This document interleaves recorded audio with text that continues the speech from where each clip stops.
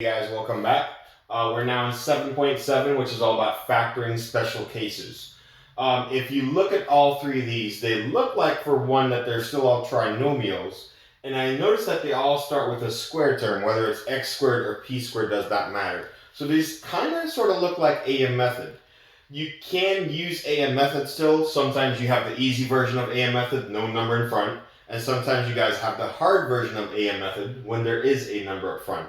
If you forgot what those look like, then just check out some of my previous videos where we discussed that. But in this case, there's an easier way to solve these depending on if it fits this profile right here, what they call a perfect square trinomial. Here's what they mean by that. That means the first term and the last term has to be what they call perfect squares. As in, you have to be able to take the square root of x squared and you have to be able to take the square root of 49.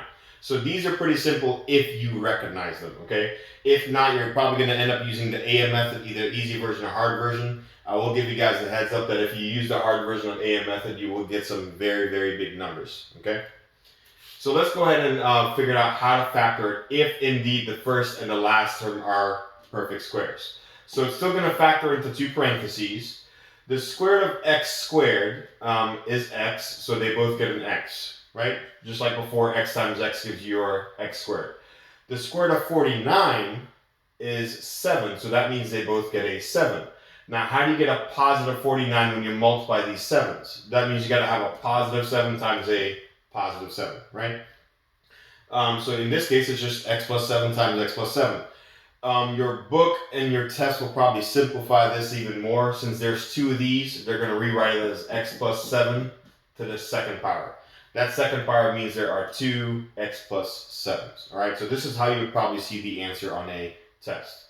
Now let's try out part B. Same thing. I recognize that it's a perfect square trinomial, because I recognize that 9 and 25 are what they call perfect squares. As in, you can take the square root of them. Okay, so here's your two parentheses.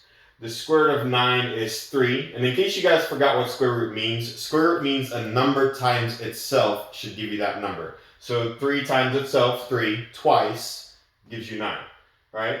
I know x times x will also give me my x squared back, so together when you multiply these two, you should get 9x squared. The square root of 25 is 5, so they both get a 5. Now here's the tricky thing. Let me fix that 5 for you guys. I noticed that my middle term is negative. So if I decide to go plus and plus because I say that, oh, my 25 is positive, think about this. If you have positives all around, how in the world are you going to get this negative term in the middle?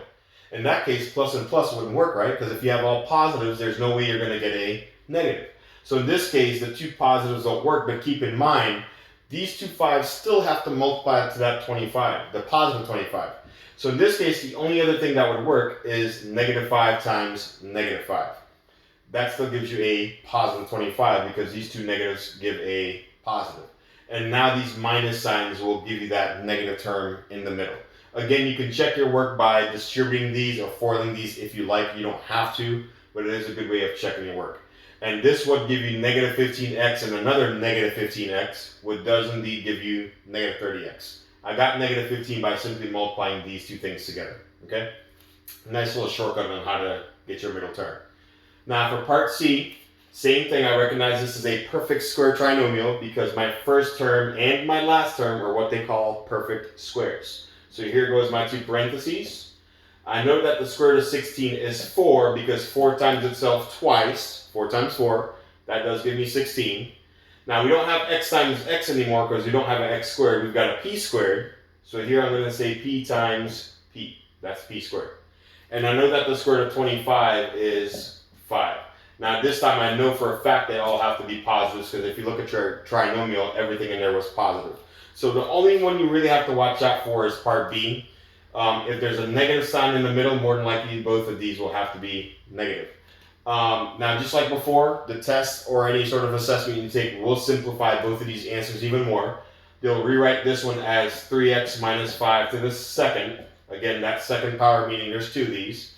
And they'll rewrite this one as 4p plus 5, also to the second. So for perfect square trinomials, if you do it correctly, you should have two of the same answers. Okay?